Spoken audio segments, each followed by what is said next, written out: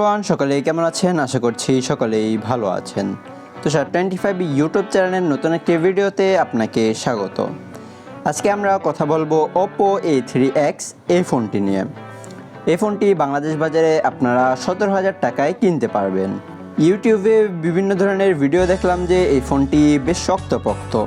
আসলে এই ফোনটি কতটা শক্ত, দেন এই ফোনটিতে কীরকম বিল্ড কোয়ালিটি থাকছে, দেন এই ফোনটি আমাদেরকে কী অফার করছে, সব কিছুই আজকের এই ভিডিওতে তুলে ধরার চেষ্টা করব। চলুন তাহলে আমরা মূল ভিডিওটি শুরু করি।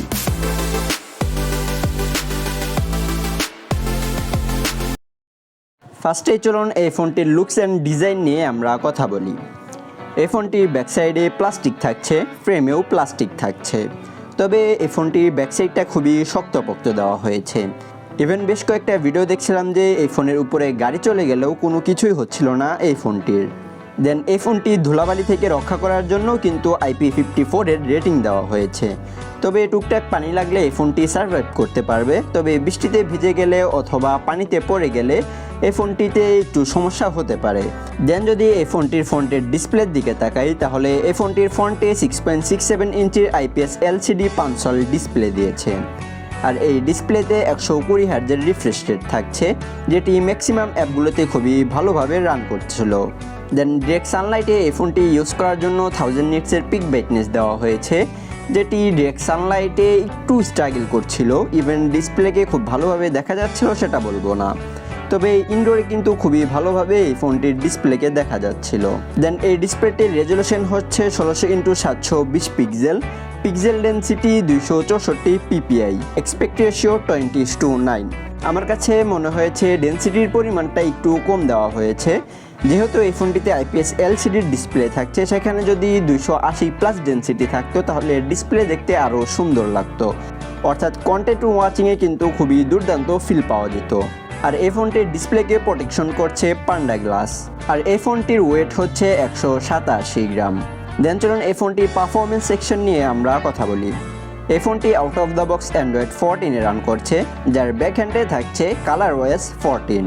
আর চিপসেট হিসেবে থাকছে MediaTek Dimensity 6300, যেটি 6nm এর ফেব্রিকেশনে তৈরি করা একটি চিপসেট। এছাড়াও অক্টাকোর CPU এবং জিপিইউ হচ্ছে MEL G57MC2। Oppo A3X এই ফোনটি আপনারা দুইটি RAM-ROM ভেরিয়েন্টে পেয়ে যাবেন, যার বেস ভেরিয়েন্ট শুরু হচ্ছে 4GB RAM 64GB ROM থেকে। এছাড়াও 4GB RAM 128GB ROM-এর ফোন থাকছে। তবে রোম টাইপটা আমার কাছে খুব একটা ভালো লাগেনি, কারণ এই ফোনটির রোম টাইপ হচ্ছে eMMC 5.1।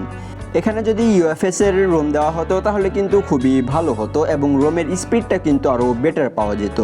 দেন চলুন এই ফোনটির ক্যামেরা সেকশনে কথা বলি।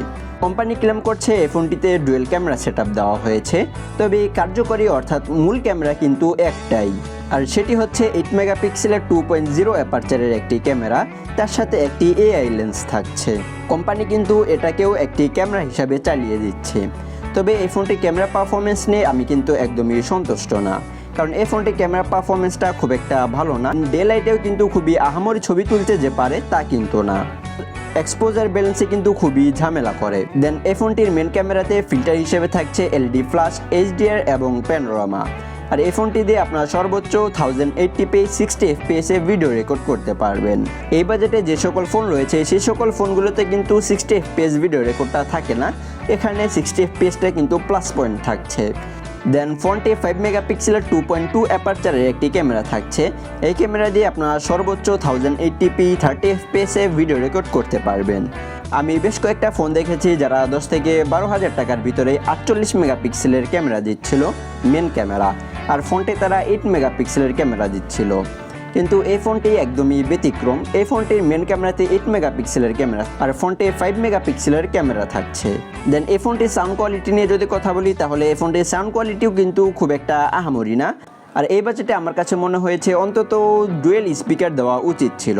এই ফোনটিতে সিঙ্গেল বটম ফায়ার স্পিকার দেওয়া হয়েছে, যার সাউন্ড কোয়ালিটিটা খুব একটা আমার কাছে ভালো লাগেনি। তবে ভালো বিষয় হচ্ছে এই ফোনটিতে 3.5mm এর হেডফোন জ্যাকটি থাকছে। আর ব্লুটুথ ভার্সন হিসেবে থাকছে 5.3, যেটি অন্যান্য ডিভাইসের সাথে কানেক্ট খুব ভালোভাবেই হয়ে যাচ্ছিল। আর ওয়াইফাই ভার্সন হিসেবে থাকছে Wi-Fi 6। আর এই ফোনটিতে কিন্তু আপনারা NFC সাপোর্টটা পাচ্ছেন না। Oppo A3X এই ফোনটি আনলক করার জন্য সাইড মাউন্টেন ফিঙ্গারপ্রিন্ট সেন্সর দেওয়া হয়েছে, যেটি ফাস্ট কাজ করলেও অ্যানিমেশনটা একটু ডিল লক্ষ্য করা গিয়েছে। এছাড়াও এই ফোনটিতে অ্যাক্সেলোমিটার সেন্সর, প্রক্সিমিটি সেন্সর এবং কম্পাস সেন্সর থাকছে, তবে জাইরো সেন্সরটা আমরা এই ফোনটি থেকে মিস করছি। দেন সবশেষ চলুন এই ফোনটির ব্যাটারি সেকশন নিয়ে আমরা কথা বলি। এই ফোনটিতে 5100 mAh-এর একটি ব্যাটারি দিয়েছে, আর এই ব্যাটারিটিকে আপনারা অর্থাৎ এই ফোনটিকে আপনারা 45 ওয়াটে ফাস্ট চার্জিং করতে পারবেন। কোম্পানি ক্লেম করছে মাত্র 30 মিনিটেই এই ফোনটিকে আপনারা 50% চার্জ করে নিতে পারবেন। সো এই ছিল আজকের এই ভিডিও। কার কাছে কেমন লাগলো চাইলে কমেন্ট বক্সে জানিয়ে দিতে পারেন। আমি যদি পার্সোনালি বলি, এই ফোনটা আমার কাছে খুব একটা ভালো লাগেনি।